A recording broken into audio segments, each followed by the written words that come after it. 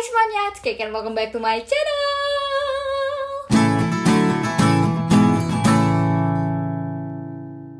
Sebelumnya, aku sempat bikin video soal ide sumber penghasilan buat anak-anak muda. Buat yang belum nonton, kalian bisa tonton di sini. Nah, habis itu aku kepikiran gitu, kenapa enggak aku bikin video juga soal sebaiknya di mana sih kita menyimpan uang hasil kerja keras kita yang bagi kuda itu. Selain itu ada tren juga di TikTok yang bikin aku makin semangat untuk bikin video ini. Orang-orang tuh pada dengan sangat santai dan opennya mereka itu nge-review saldo-saldo ATM mereka yang menurut aku jumlahnya cukup gede-gede juga ya, si ganteng dan si cantik ini. Ini pilihannya antara mereka sultan banget, jadi duitnya bener-bener banyak, jadi itu adalah small percentage yang mereka taruh di ATM, atau mereka emang duitnya 100% ditaruh di ATM. Kayak why?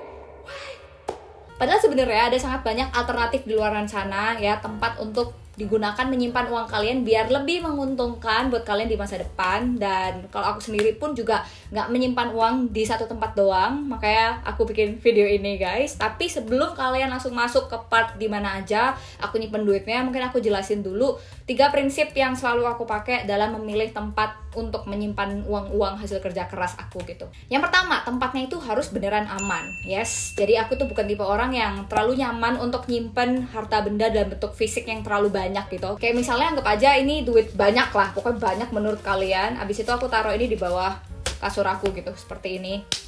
Susah guys, aku nggak bisa nyaman kayak gitu, kayak nyimpen falas dan lain-lain, aku kurang suka. That's why aku lebih memilih untuk menyimpan uang yang menurut aku lebih aman, kayak dalam platform digital atau dalam bentuk digital. Yang penting itu legal dan udah ada izin OJK-nya, kayak gitu. Prinsip yang kedua yang aku selalu pakai adalah tempatnya ini harus ya menguntungkan. Itu tadi, balik lagi ke judul gitu ya, harus menguntungkan. Kalau kalian sudah baca si buku Rich Dad Poor Dad ini, sempat aku review di beberapa buku rekomendasi untuk membuat kalian lebih termotivasi dalam mencari uang. Kalian bisa tonton videonya di sini nanti.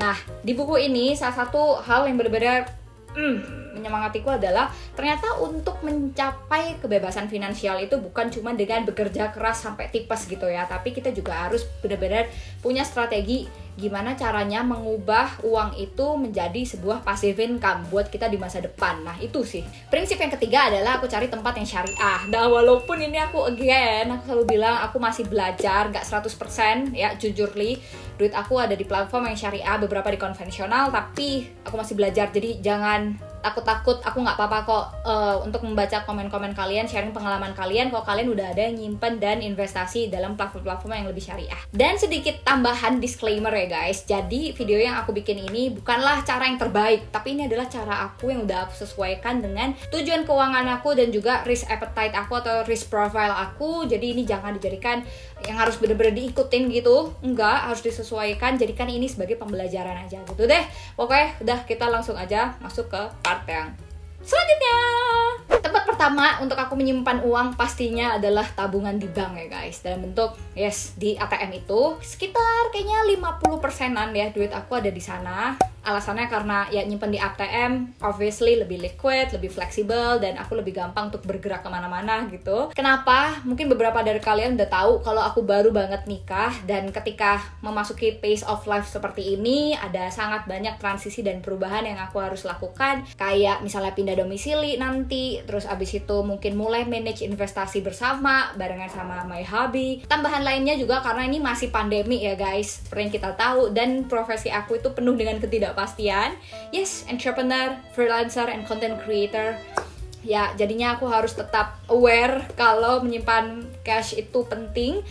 Walaupun sekarang aku udah ada sumber income yang lain, yakni dari suami gue, tapi aku bukan tipe orang yang menggantungkan diri pada suami, jadi yes, ya harus tetap mandiri gitu. Yaudah, gitu. Tahu ya, paham ya udahan alasan aku kenapa 50%. Jadi, kelebihan dan kekurangan dari menyimpan uang di bank adalah: satu, kelebihannya ya lebih fleksibel itu tadi. Kedua, resikonya tidak besar. Dan yang ketiga, ada pendapatan bunga sebenarnya. Nah, tapi kekurangannya, pertama, pendapatan bunganya itu nggak gede-gede banget, bahkan ada biaya administrasi gitu. Terus kedua, kalian cenderung akan lebih boros gitu karena dikeluarinnya super duper gampang gitu ya. Ke mall, tarik ATM, udah beres belanja lu. Ya itu kekurangannya. Nah kalau kalian, aku boleh tahu nggak kira-kira kalian berapa persen sih duit kalian yang kalian taruh di ATM? Apa 100%?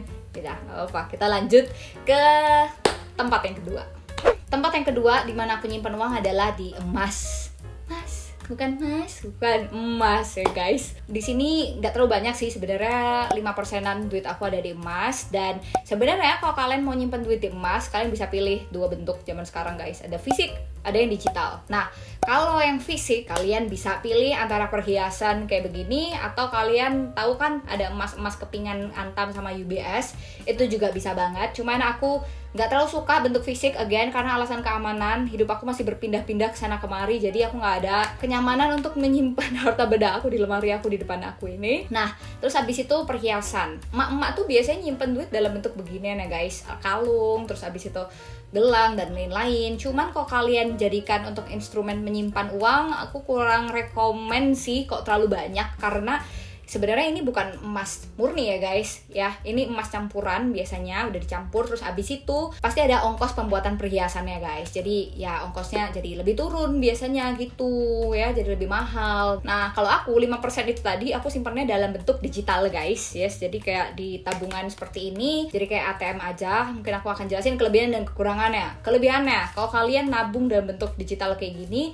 ini kalian bisa mulainya dari 0,1 gram aja, jadi kalian bisa start dari harga yang agak rendah daripada emas kepingan kan kayak harus minimum kalau nggak salah 1 gram gitu misal, itu bisa. Terus habis itu kedua, menurut aku lebih fleksibel itu tadi, jadi kalian nggak perlu penyimpanan yang gimana-gimana, kalian bisa bawa duitnya, bahkan diakses di apps-nya juga bisa. Sedangkan kalau kekurangannya obviously tidak bisa dipegang seperti kayak gini, dibawa kondangan apalagi juga nggak bisa gitu ya.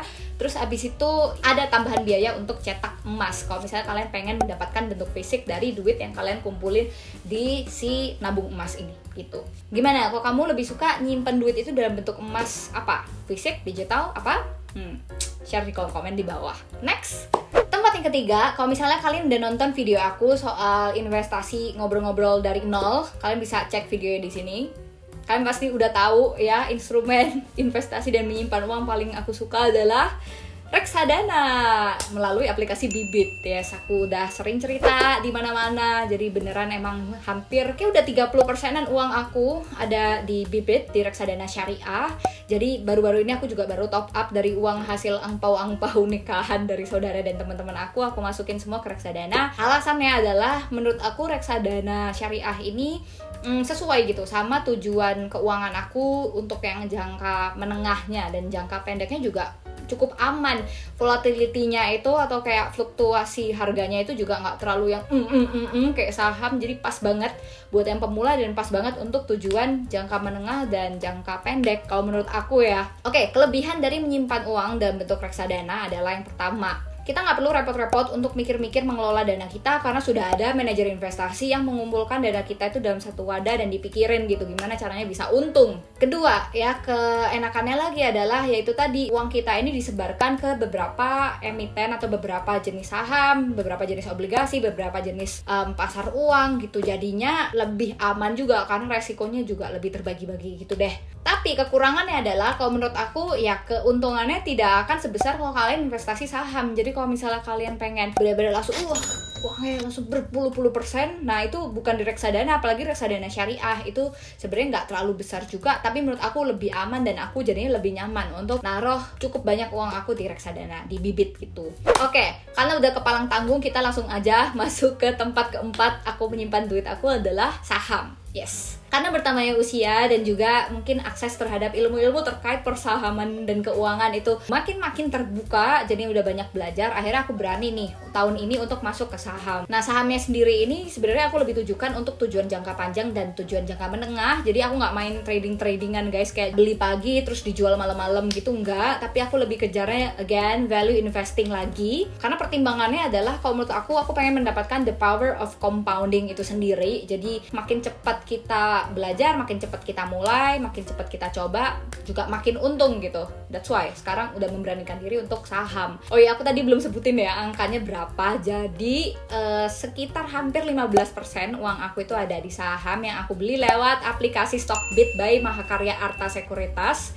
Yes, dia aplikasi saudaranya Bibit, makanya bit gitu, terdengar familiar ya guys. Walaupun sebenarnya ada sangat banyak sih sekarang itu aplikasi yang bisa dipakai untuk beli saham, dan juga juga aku udah jujurly cobain beberapa yang cukup populer di Indonesia. Kenapa akhirnya tetap di Stockbit adalah satu, selain emang UI-nya itu enak dan gampang banget dipakai, bener-bener si aplikasinya ini fiturnya super duper lengkap untuk kita-kita yang pemula dan mau belajar. Dan yang kedua, alasannya lebih menguntungkan aja sih. Kalau misalnya di aplikasi lain itu biasanya fee untuk jual dan beli itu sekitar 0,15%, tapi kalau misalnya di Stockbit ini fee jual belinya itu cuma di 0,043% untuk beli, karena memang gratis biaya broker. Jadi kita langsung cobain aja. Kebetulan aku sempat screen record, mungkin aku bisa tunjukin di sini. Jadi yang pertama-tama download app Stockbit, yes. Abis itu kamu registrasikan aja akun kamu seperti biasanya aja. Setelah kamu udah berhasil masuk ke home-nya nih, kamu bisa cari di situ ada tulisan ayo daftar. Kamu tinggal ikutin aja step by step-nya,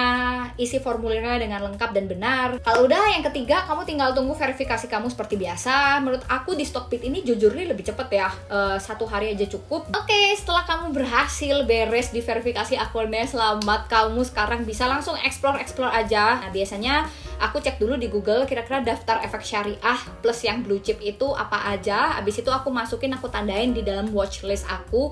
Jadinya aku bisa pantau terus pergerakan mereka. Mungkin kalian pertanyaannya, apakah emang yang dipantau? Nah, kalau aku sendiri yang aku pantau itu selain kayak statistiknya plus juga pergerakan harganya, aku juga cek juga kalau di Stockbit itu aku bisa cek obrolan dari orang-orang ya soal saham-saham yang aku lagi bidik.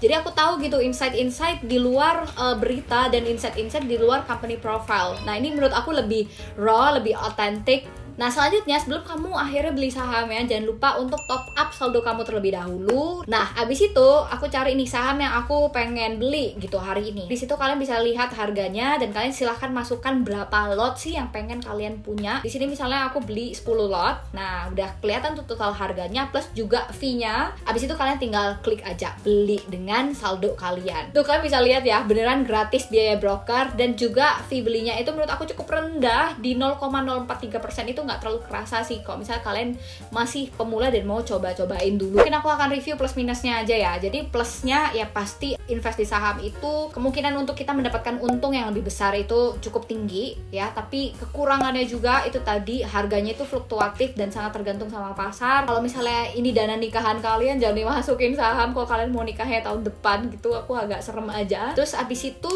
yang kedua, saham ini bener-bener butuh banget belajar ya, banyak banget detail-detail yang nggak bisa dilewatkan. Dan menurut aku kalian bisa mulai belajar dari aplikasi Stockbit karena itu tadi fitur-fiturnya itu sangat mendukung buat kita-kita yang investor pemula.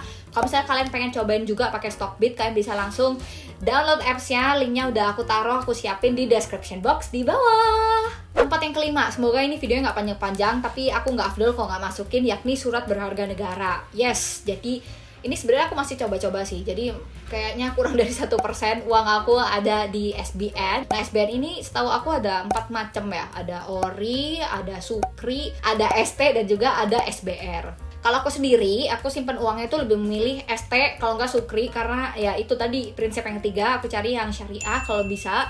Dan menurut aku ini cukup oke ya untuk dimulai sama pemula karena dia ini minimum investasinya nominalnya sebesar 1 juta rupiah dan tenornya itu 2 tahun aja. Jadi cukup oke sih menurut aku. Dan kalau nggak salah November ini, abis ini mau ada ST008, jadi kalau kalian mau cobain ya boleh banget. Aku juga pengen top up lagi sih untuk tempat ini biar nggak kurang dari 1% aku simpen duit di sini karena cukup oke. Kelebihannya ya, kalau menurut aku ST itu tadi keuntungannya itu cukup pasti ya, dijamin sama negara. Kalau nggak salah penawarannya itu kalau ST itu di 5,5% dan akan dibayarkan dalam bentuk kupon bulanan gitu, jadi oke banget. Terus kedua, pastinya dengan investasi di SBN surat berharga negara, kita berkontribusi langsung juga terhadap negara kita tercinta ini. Tapi kekurangan yang ketiga menurut aku karena ada tenor 2 tahun, jadi kita nggak bisa fleksibel ambil duitnya kalau pas kita butuh. Jadi jadikan ini adalah sebagai investasi jangka apa ya, pokoknya jangka lebih dari tenor lah gitu. Jangan terlalu mepet buat nikahan tahun depan lu di sini gitu ya, nggak